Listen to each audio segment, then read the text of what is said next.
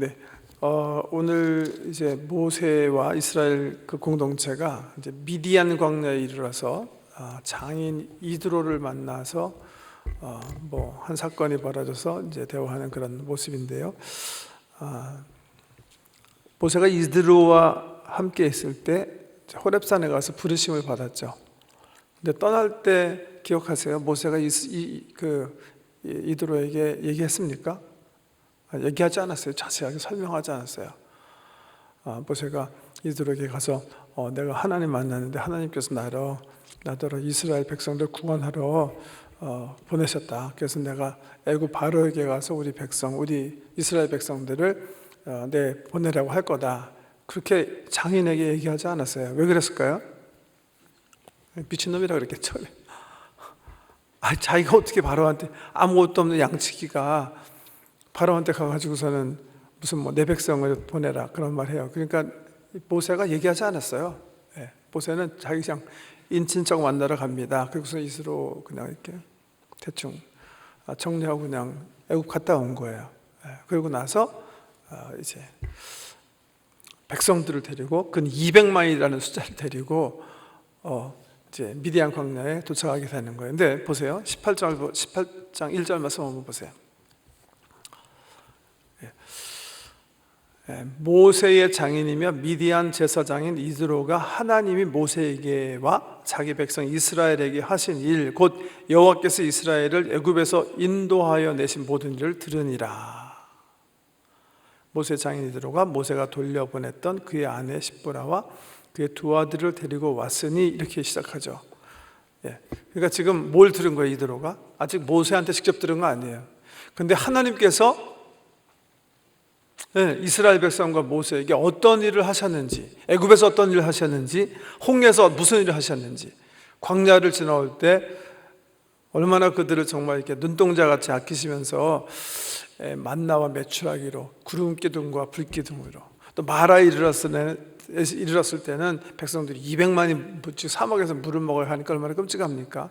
물이 없어서 고생하니까 하나님께서 물을 치러 하셔서 물을 먹을 수 있는 물로 변화시켜 주시고, 또 바로 이 18장 전에는 느비딤이라는 곳에 이르렀는데 아멜렉 족속, 그러니까 이 광야에서 도둑질하는 민족인데요. 이 민족이 이스라엘 백성들이 애굽에서 많은 물건들을 가지고 나왔다는 소식을 듣고 뒤에서 막 양쪽 느비딤 계곡에서 그냥 공격한 거예요. 거기서도 하나님께서 은혜로 이기게 하셨어요, 이 민족을. 그런 이 모든 애굽에서부터 시작해서 느비딤에 이르기까지 하나님께서 베푸신 그 구원의 은총의 이야기를 어떻게 이드로가 벌써 다 들은 거예요. 왜요? 소문은 원래 빠른 거잖아요, 그렇죠?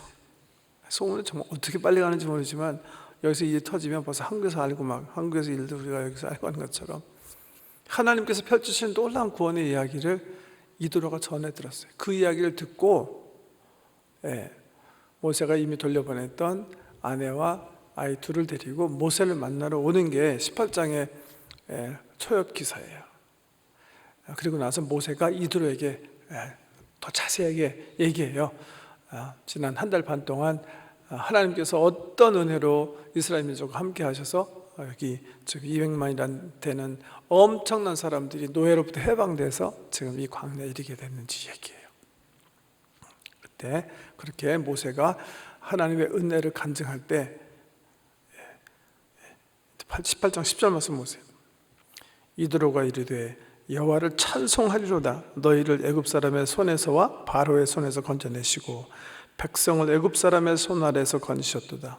11절 아주 중요한 고백입니다. 이제 내가 알았도다. 여호와는 모든 신보다 크심으로 이스라엘에게 교만하게 행하는 그들을 이기셨도다 하고, 이게 누구가 고백하는 거예요? 이방인이 고백하는 거예요. 이드로는 미디안 사람이에요. 미디안 사람. 유태인이 아니에요. 이스라엘 나라 사람이 아니에요. 그래서 이 장면은 어떻게 보면 하나님의 공동체인 이 성민 구약의 교회 이스라엘이 모세가 이스라엘 나라 사람 아닌 사람에게 하나님의 은혜를 전하는, 어떻게 보면 전도의 관점에서 굉장히 중요한 사건이에요. 믿지 않는 사람에게 하나님께서 베푸신 구원의 은총을 나누는 거예요.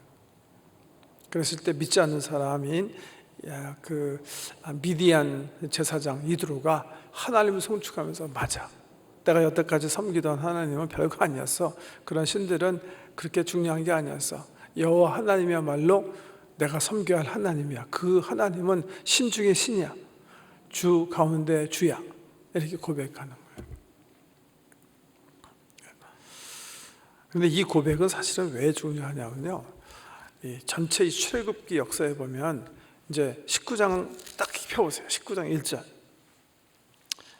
19장 1절을 보면 이스라엘 자손이 애굽 땅을 떠난 지 3개월이 되던 날 그들이 시내 광야에 이르니라.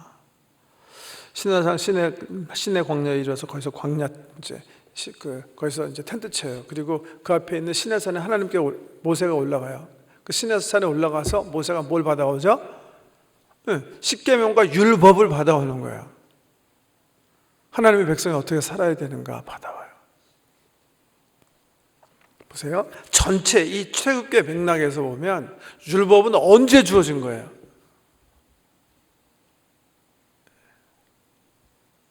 하나님께서 오케이, 아무것도 안 하신 다음에 갑자기 우리에게 나타나서 율법 주시면서 야, 이거대로 살아라. 그러면 너 내 백성 된다. 그렇게 하시는 걸까요? 이 이스라엘 백성의 관점에서 보면 그것 전에 하나님께서 하신 일이 있어요. 뭐예요? 구원의 은총을 이미 베푸시는 거예요. 홍해도 건너게 하시고 만나와 메추라기를 먹게 하시고 불기둥과 구름기둥으로 하나님께서 이 백성을 인도하세요. 그래서 어떻게 하신 거예요? 하나님의 구원의 은총을 경험하게 하시는 거예요. 그래서 19장 가기 전에 모세와 공동체가 하나님을 송축하면서 정말 우리 하나님은 구원의 하나님이셨다. 우리에게 은혜의 하나님이시다. 세상에서 가장 탁월하신 하나님이시다. 그래서 구원의 은총을 먼저 경험하게 하시는 거예요. 그 고백적 공동체, Confessional Community of God. 정말 우리 하나님은 위대하신 하나님이다. 이렇게 은혜 가운데 고백하는 백성에게 하나님께서 주시는 선물이 뭐예요? 율법이에요.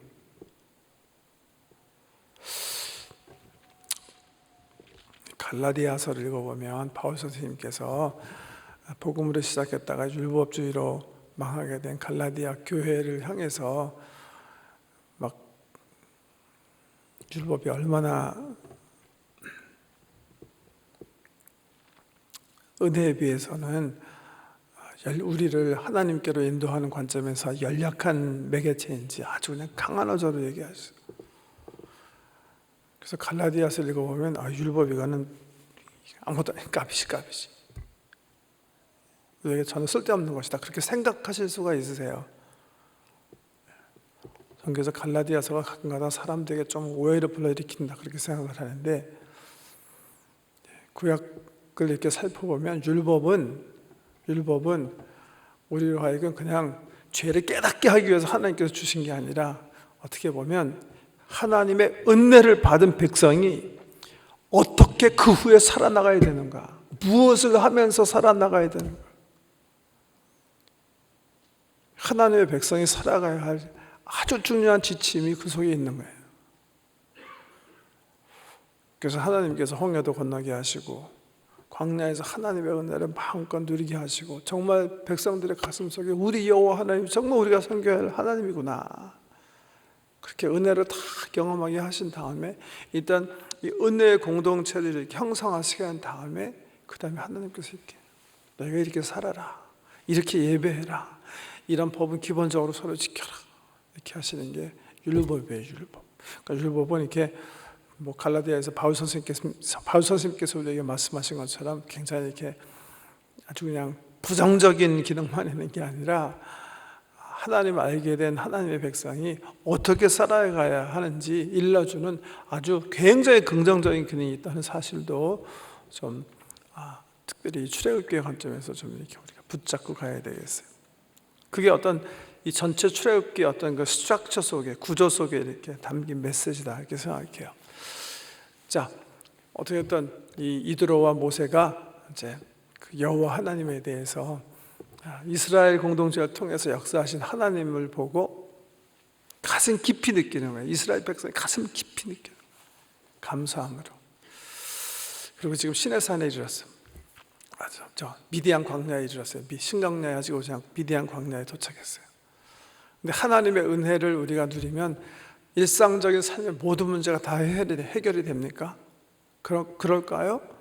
그러지 않을 수도 있어요. 그게 오늘 본문의 내용이에요. 지금 노예에 살던 이스라엘 백성이 정말 자유민이 됐어요. 광야에 아직은 뭐 가나안 땅에 도착하지 못했지만 자유를 이제 누릴 수 있는 새로운 하나님 시민이 돼서 지금 광야에 나와서 생활해요. 아직도 배워야 될 거 많아요. 노예로 살던 사람은 자유인으로 사는 거 그렇게 쉽지 않아요. 자유인으로 아마 오래 살았으면 이분들이 웬만한 문제는 자유인답게 해결할 수 있었을지도 몰라요.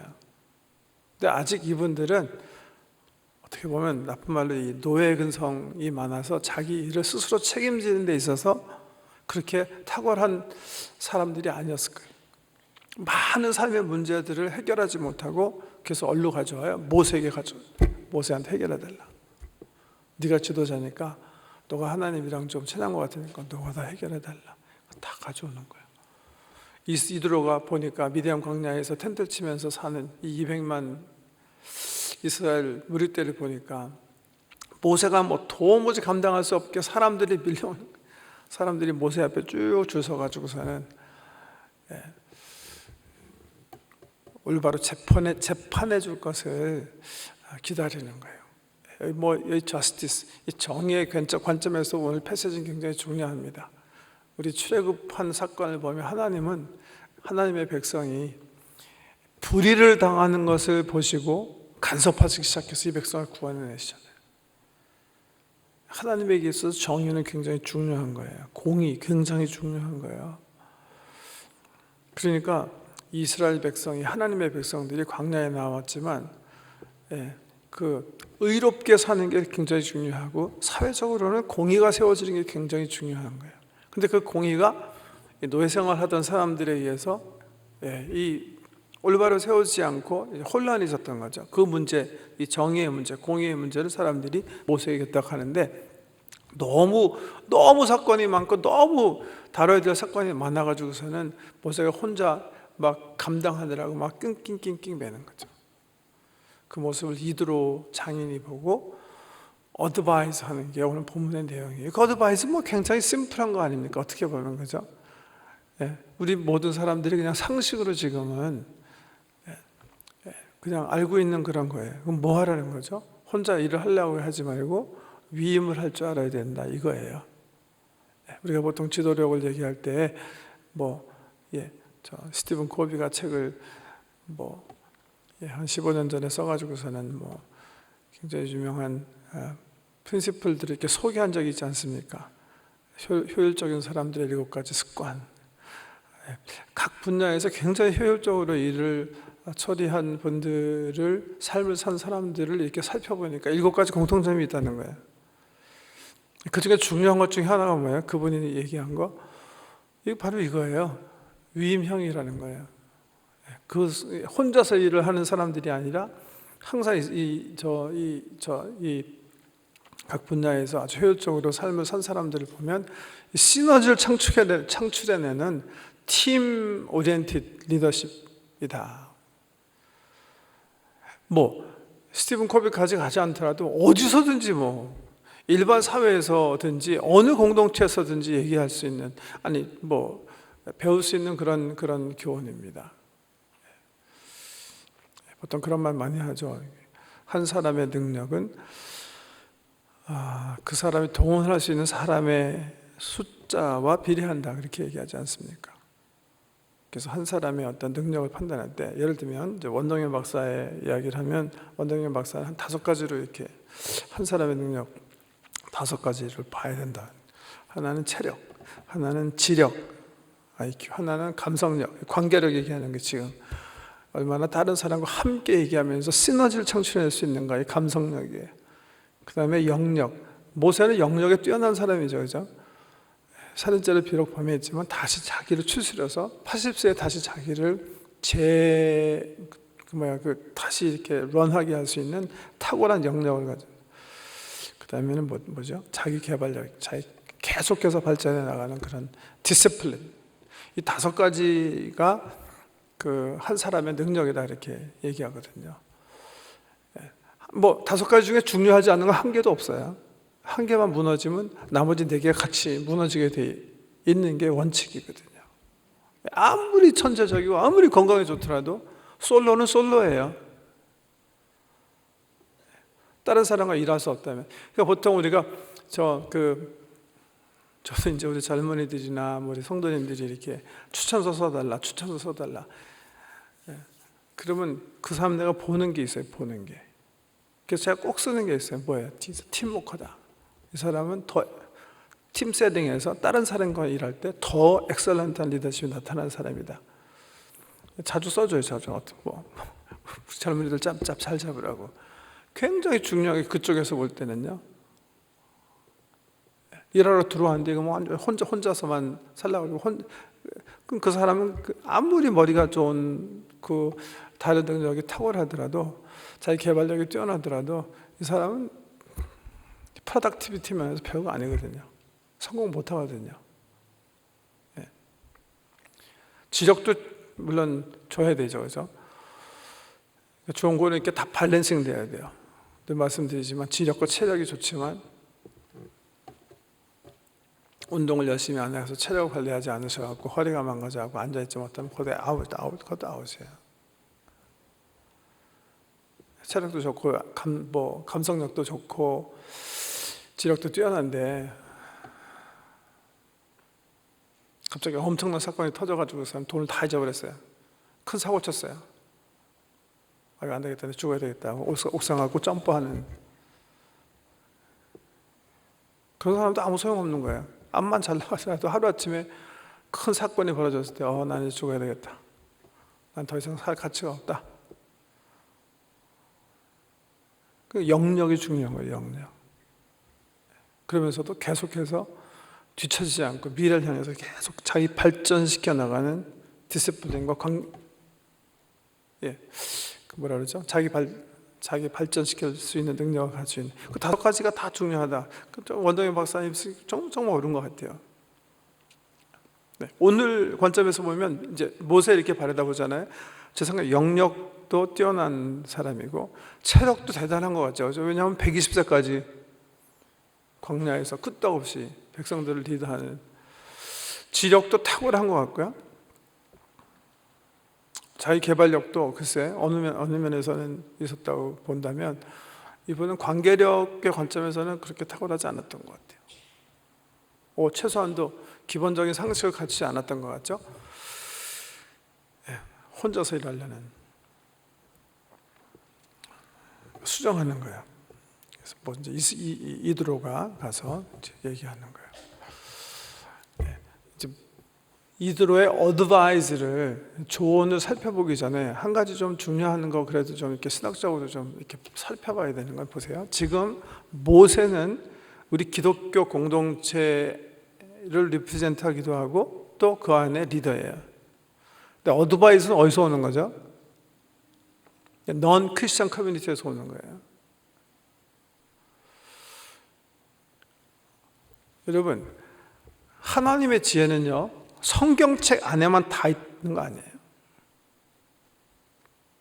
하나님의 지혜는 어떨 때는 하나님께서 이미 만들어 놓으신 창조 질서 속에 다 있어요. 그래서 하나님을 모르는 사람도 그 창조 질서 속에 임베드되어 있는 창조 속에 이미 포함되어 있는 그 진리를 살아온, 그래서 우리 사회 속에서도 상식으로 또 혹은 어떤 기본적인 지혜로 이렇게 이미 소유된 것들이 있어요. 그런 것들도 자유롭게 취하실 수 있어야 돼요. 창조 질서 속에 이미 하나님께서는 우리에게 엄청난 지식과 지혜의 선물을 주셨거든요. 근데 이드로는 알고 있었던 것 같아요. 모세한테는 가려진 거예요. 그래서 지혜가 non-religious, non-godly community, 신앙 공동체 밖에서 지금 신앙 공동체로 들어온 거예요. 이 사건은요. 이해하시죠? 그럴 수도 있어요. 이거는 안 된다. 이건 성경책에 없기 때문에. 물론 성경책에 지금 기록되어 있습니다만. 어쨌든 non-religious community에서 커뮤니티로 들어온 거예요. 뭐라고 어드바이스 했나 한번 살펴보고. 몇 절이죠? 네, 오케이. 19절 이하에 읽어드릴게요.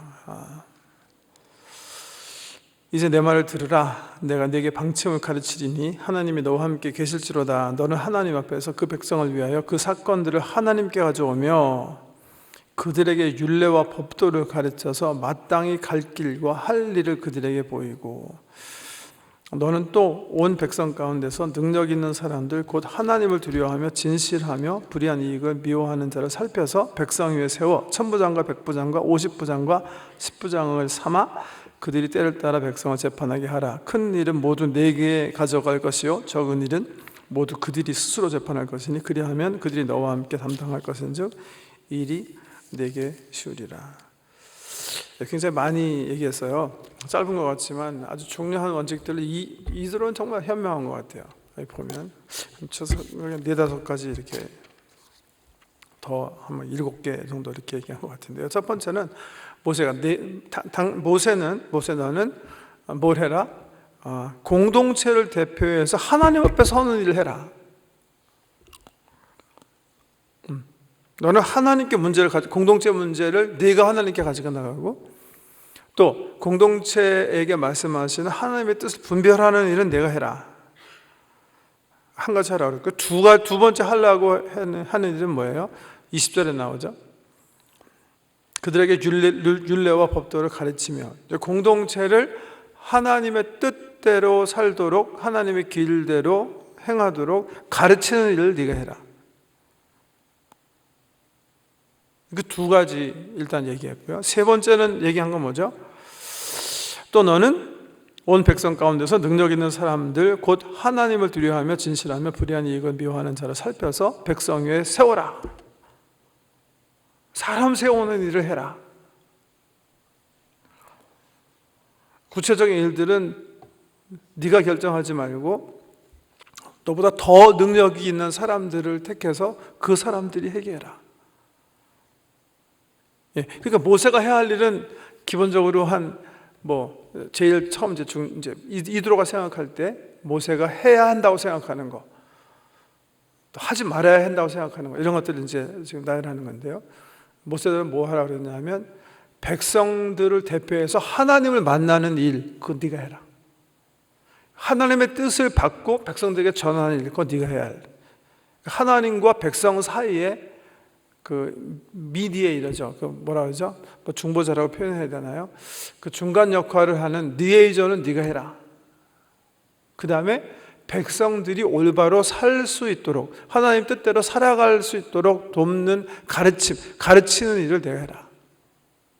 그다음에 세 번째는 너가 동역할 수 있는 훌륭한 사람들을 잘 세워라. 그래서 너 혼자 일하지 않고 네가 지금 가지고 있는 권한을 다른 사람들에게 나눠서 그 사람들이 책임을 지고 그 사람의 능력을 사용해서 재능들을 사용해서 일을 처리하게 해라. 이 어드바이스. 누구를 뽑으라고 그랬나? 여기 보니까 능력 있는 사람을 뽑아라. 이렇게 맨 처음에 얘기하죠. 그죠? 능력 있는 사람을 뽑아라. 그러면서 부연 설명하기를 곧 하나님을 두려워하며 진실하며 불의한 이익을 미워하는 자를 살펴서 그 능력에 따라서 어떤 사람은 1000부장, 어떤 사람은 100부장, 어떤 사람은 50부장, 어떤 사람은 10부장을 삼아. 그 다음 말이 더 중요하죠. 그들이 때를 따라 백성을 재판하게 하라. 이게 무슨 말이죠? 당신 너 하지 말아라 이거예요. 사람 세웠으면 그 사람 믿고 그 사람이 하게 하라는 거예요. 빠져라. 이거에 빠져라. 너는 빠져라. 50부장 되는 사람은 50명 커뮤니티에서 리더로 그분이 주도적인 일을 하게 그냥 위임해라. 그렇게 얘기하고 있어요. 제가 이미 한번 말씀드린 건데 그 어떤 어떤 분이 한국에 오셔서 어떤 분 찾으시면서 그 사람 어떻게 됐나, 그래서 어디 있나, 굉장히 저 한국에 있을 때 또 공부할 때 뛰어난 사람으로 모든 교수님들이 이렇게 주목하던 인물인데 어디 있나, 뭐 하고 있나, 어떤 일을 하고 살고 있나 이렇게 하세요.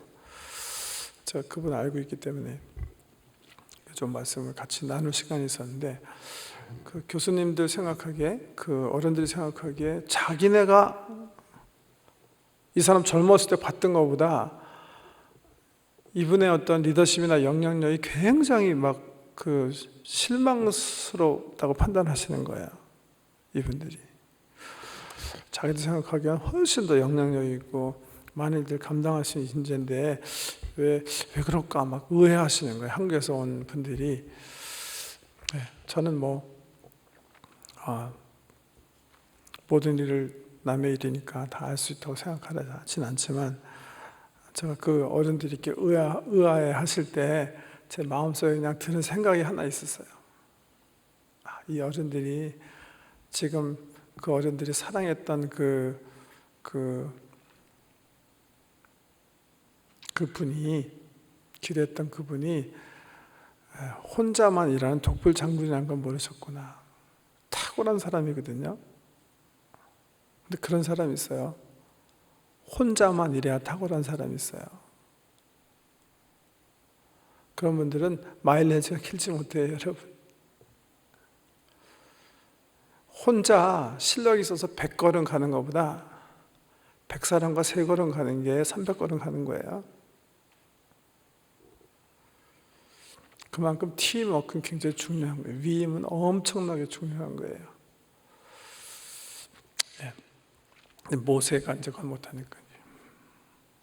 손 떼라. 이거 어디 봐. 50명 관리하실 분이 50명, 100명, 100명, 500, 1000부장, 10부장도 있군요. 10부장, 50부장, 100부장, 1000부장 이렇게 나누어서 그분들로 하여금 책임 있게 그들이 판단하도록 그렇게 놔둬라.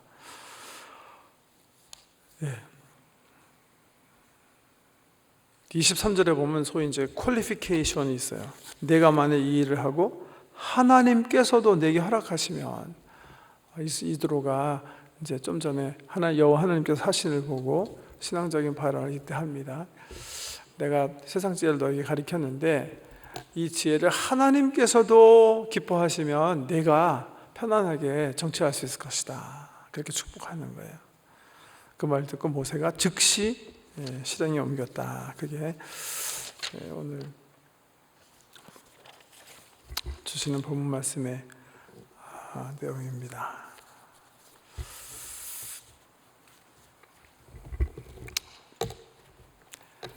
잠깐 우리 말씀 가지고 좀 기도하기 원하는데, 오늘 어떤 함께 일하는 그 팀워크, 다른 사람이 신나게 일할 수 있도록 세우는 리더십, 이거에 대해서 말씀을 드렸는데, 이게 우리의 일상에서도 굉장히 중요한 거예요. 부모의 기능에 있어서도 마찬가지고, 또 우리 자녀들이나 우리 주변의 사람들을 이렇게 세워주는 관점에서 그분들이, 아까 우리 원동현 박사 예를 다시 드리면, 이 5가지 에리아에서 다 골고루 성장하도록 잘 살피셔야 돼요, 부모님들이.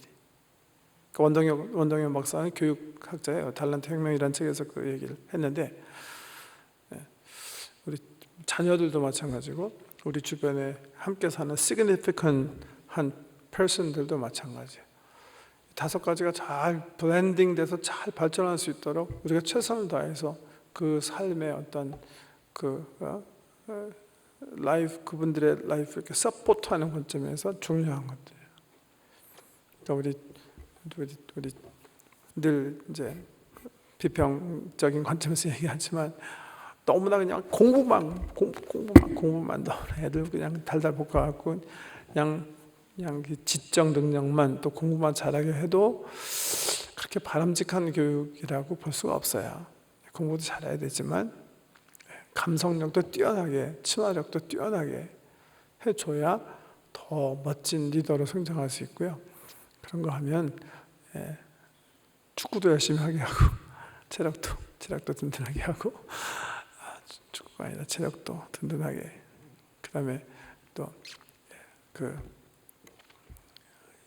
하나님을 확실히 아무리 뭐 똑똑하고 뭐 저 하더라도 자기밖에 모르는 하나님 모르는 그 가치관, 그 세계관이 없으면 언젠가는 꽈당 무너지시다는 것도 기억하셔야 돼요. 그런가 하면 이제 계속 자기 자신을 개발할 수 있는 그런 디시플린, 하이 디시플린,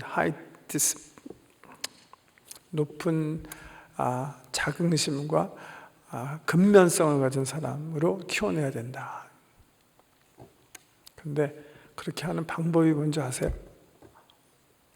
그렇게 키워내가 우리 자신을 또 우리 자녀들을 그렇게 키울 수 있는 비법이 있어요. 비법. 체력만 빼고 그러니까 영역, 지력, 감성력, 자기 개발력, 이 5가지를 어렸을 때부터 탁월하게 훈련시키는 방법이 있어요. 유일한 방법이 유일한 방법. 그게 뭔지 아세요? 어렸을 때 1~2로 묵상 훈련을 시키는 거예요. 어렸을 때부터 아침 첫 시간을 하나님과 교제하는 훈련을, 하나님 말씀을 묵상하면서 살게 하는 거예요. 그보다 더 좋은 교육은 정말 없어요. 기도드리시겠습니다.